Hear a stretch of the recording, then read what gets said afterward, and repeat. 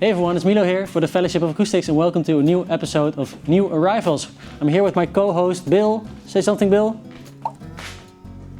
Okay, so as always we're going through the store, we're going to find our 4 favorite guitars that came in last week. And as always it's up to you to pick your favorite. You can leave a comment down below or also vote in the community site of our YouTube page.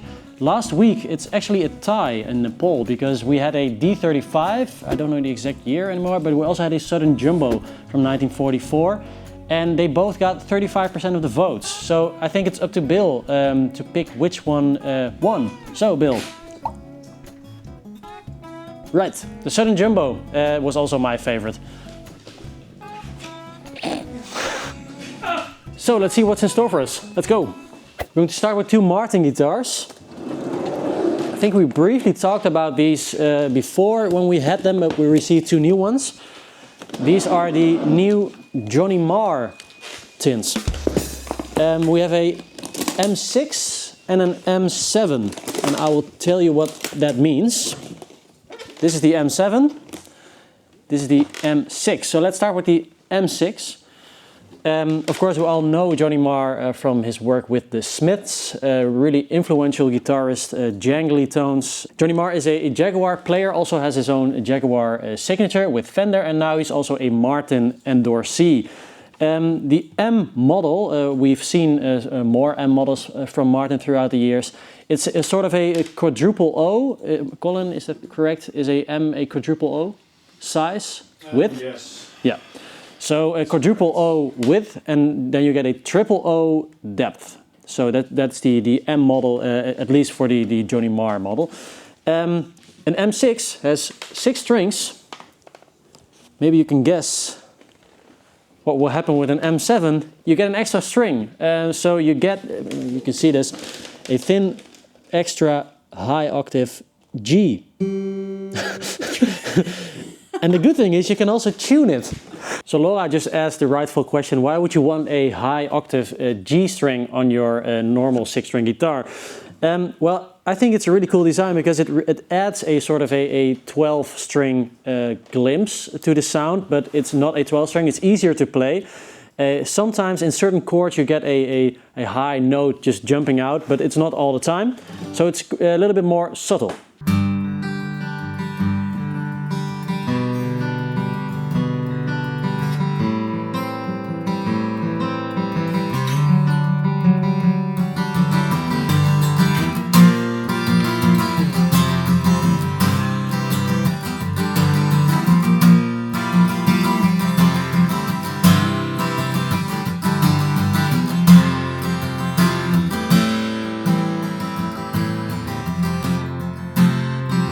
I think the M7 is a great sounding acoustic guitar, a really nice addition to the Martin lineup. Like I mentioned, sometimes you get a glimpse of a 12-string, but it's really a unique sound to its own. You get East Indian rosewood back and sides, a Sitka spruce top, a Ellerbags, Anthem pickup installed already. Really cool design, check them out. Alright, in this case is something I don't think we've ever had at the Fellowship. Could be wrong, but I've never seen it. It's a James Trussart. Check that out. All right. A steel guitar, but then it's a wooden guitar, mahogany body with a steel top. We call this the Antique Silver Dragon. So yeah, you can see the beautiful dragon engraving on the steel top. So James Trussart is quite a famous name in guitar manufacturing, and he really made a name for himself by building these guitars with the steel tops. He builds a lot of tellies as well, and we just checked it out. There are a lot of people that played a James Trussart. So we have Billy Gibbons, we have some pictures of Billy Gibbons, Eric Clapton, Paul Simon, just everyone. We have 3 right now, so this is one of them, but we also have 2 tellies, so let's find them. James Trussart Steel Caster. Ooh. Rusty. How do we call this? Rusty Roses. That's a nice name. So this is something I've seen from James Trussart before. Just a completely steel body, hollow as well. You can see through the mesh here. Just really cool. This guitar still needs to be checked and the other one is already checked, so I can't pick this, but this is really cool to see. Let's check out the other one. This one is from 2011, the other one is second-hand as well. I have to check the exact year. Steel the Wheel. Okay.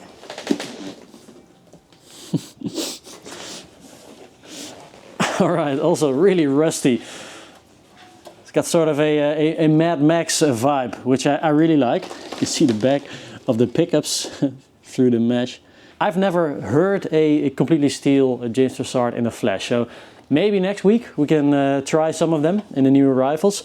But seeing this one is already checked and it's got a beautiful engraving in it. What does it say? Sarah Lattice. Maybe she's the engraving artist.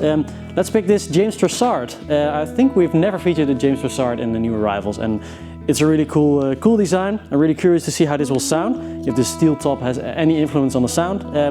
This is my first choice. Oh, let's check the year again. 2011. A steel top antique silver dragon. My first choice.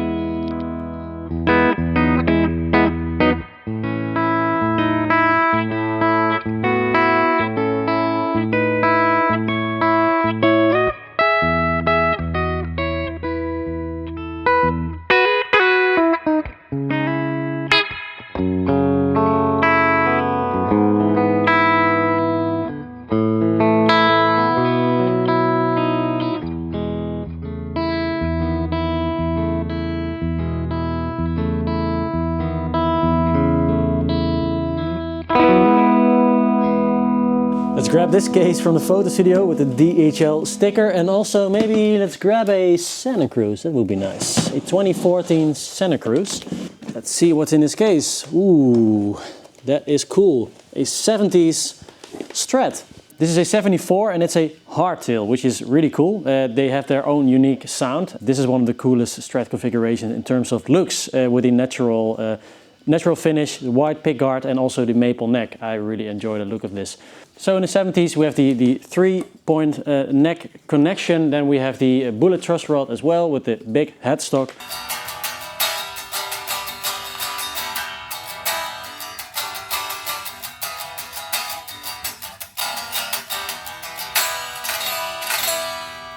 Acoustically, this one sounds really nice. Feels really resonant as well. You can feel the whole body resonating, which is always a plus when it comes to Stratocasters. This is a second-hand one from 2014.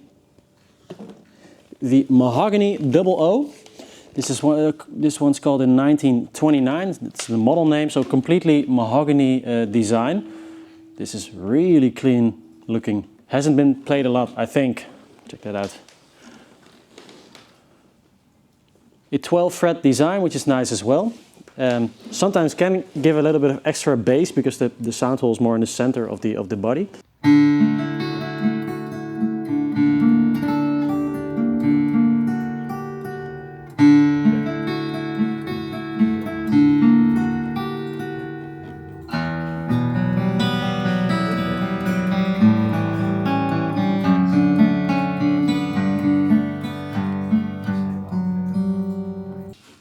Incredible sounding Santa Cruz. Really like the sound of this one. Yeah, quite blown away actually. This is sort of my perfect small-bodied acoustic guitar sound. And I've never heard this model sound as good as this one.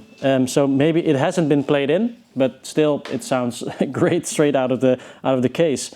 Then I have a choice to make if I'm going for the Santa Cruz 00, which sounds really beautiful, or if I'm going for a guitar that we featured last week, was a fan favorite, the J160e. I didn't pick it, but I think it was one of the best sounding and one of the coolest guitars that we opened last week. And a lot of you commented that that was your favorite. So maybe we have to pick that one. And now we make the Santa Cruz the honorable mention. of this week already because it's a great sounding Santa Cruz 00 1929 from 2014. But we are going to look for the J160e because it's still on my mind and I really wanted to pick it. And I really wanted to see how this will sound through a amp as well. Ah. There she is, the J160e from 1954. As I told you last week, this is the first year that they built the J160e. So this one still has the solid top, and after this year they were laminated tops. And I thought this one sounded really good. Let's check it out again.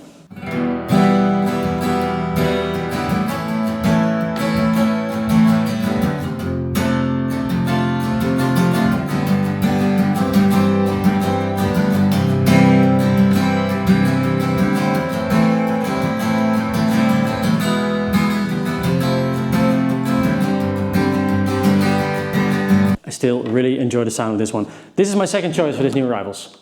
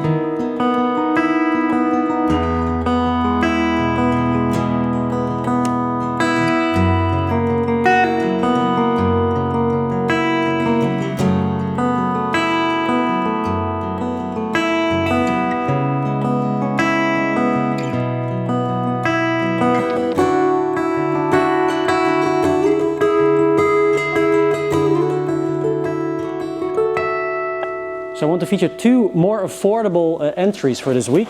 We have a Highway 1 Telly. We've had this before, and I know this is a really good guitar. This is a Highway 1 Telly turned Jeff Buckley Telly. So it's quite topical that we have this guitar right now because there's also a biopic of Jeff Buckley coming out, one of the greatest songwriters and also guitarists to ever live, I think.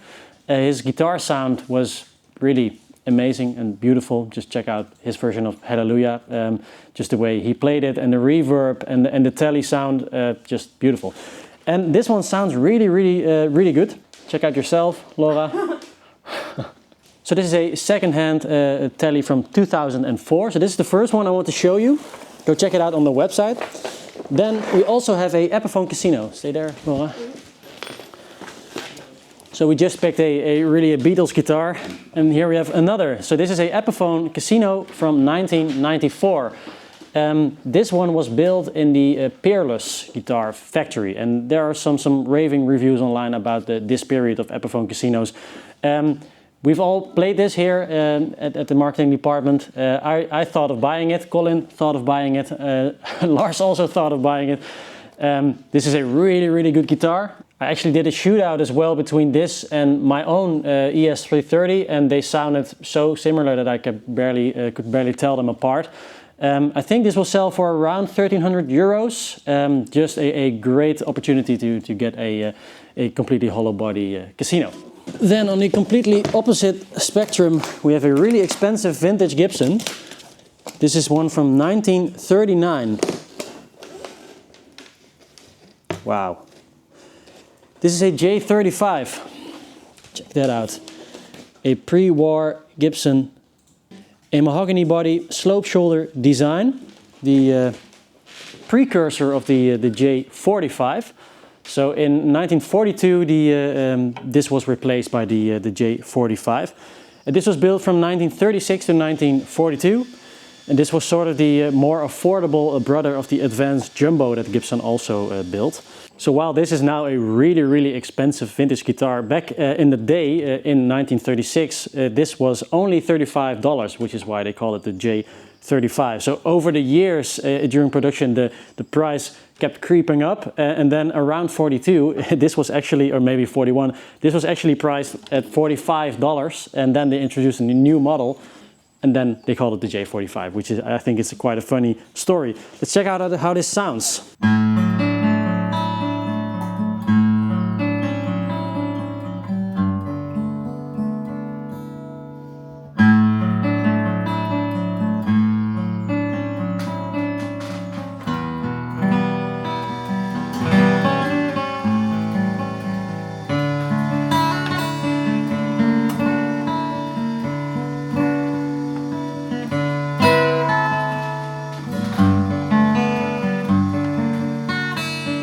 Yeah, I think I have to pick this as my third choice. This is a wonderful sounding J35. It's a piece of guitar history. It's in pretty good shape. There are some repaired cracks, as you can see here on the top. I really love the sound of this. So let's record this in front of a microphone.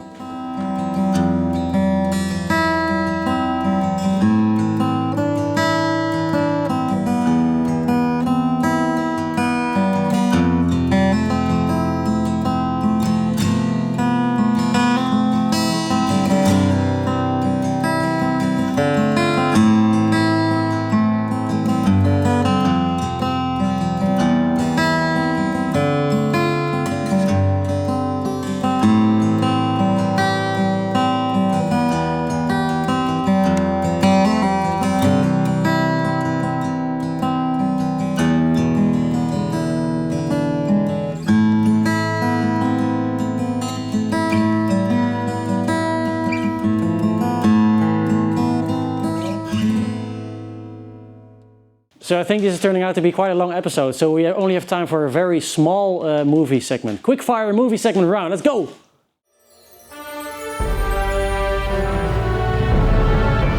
My movie tip for this week is Mommy, a French-Canadian film from 2014 maybe. It was a beautiful film and it was in a really strange aspect ratio. I think it's 1:1 ratio, but it looked beautiful. So check out Mommy. My movie tip for this week is Once Upon a Time in Hollywood. I don't really have much to say about it. I just thought it was really cool.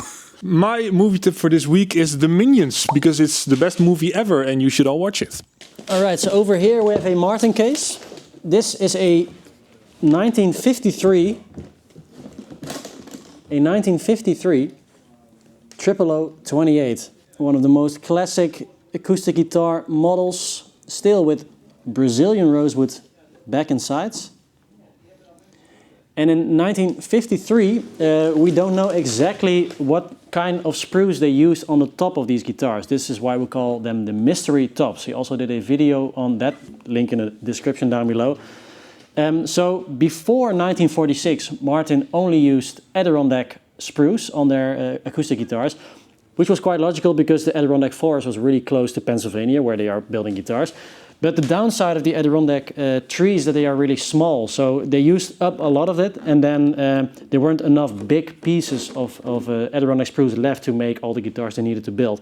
So in 46 they changed to Sitka spruce, which is located on the other side of the American continent. But these trees grew faster and also were bigger, so there was more wood to use.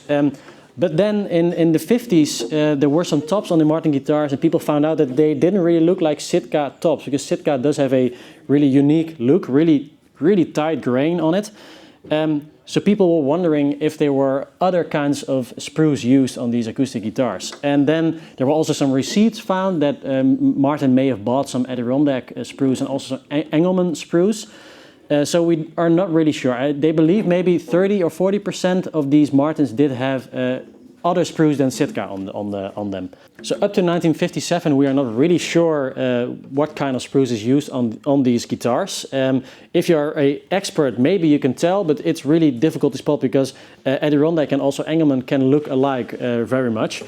In 57, Martin changed their backlogs and they had some words that they used on top of the sprues. So it was maybe West sprues and also East sprues or German sprues. So then we know what kind of sprues was on there. But This is still a mystery, so if you know what this is, maybe you can solve this mystery.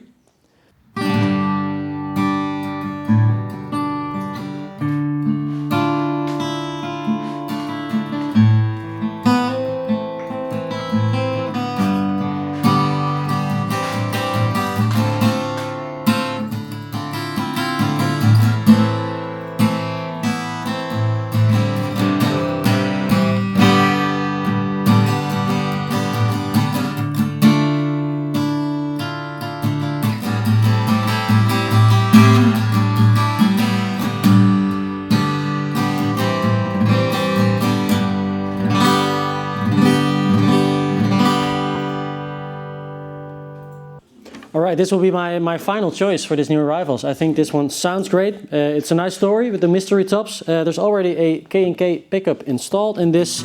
I think this will sound really good in front of a microphone as well. So yeah, my fourth and final choice for this week.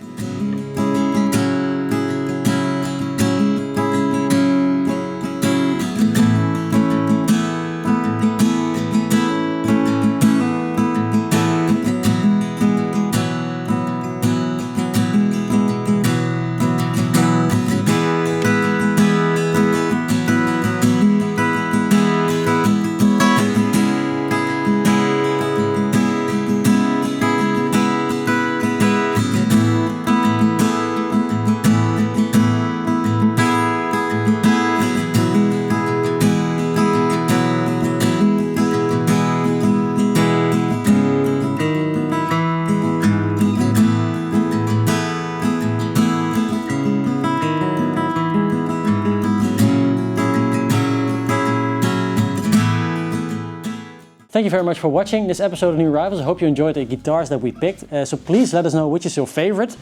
I think mine might be the J160e. I just really like that guitar. I'm really in love with the Beatles, so that is my favorite of the week. I also wanted to mention that we have a USA sale going right now. We're calling it the US sale. So every week we're adding new guitars to this sale from American manufacturers. So we already added Martin guitars, Bourgeois guitars, Gibson and Novo already to the sale. And this week, as you're watching this, we're also adding Fender guitars. And what was it, Martijn? Taylor. Fender and Taylor guitars. So go check out the website to see all the US sale deals. And we'll see you next week. Bye.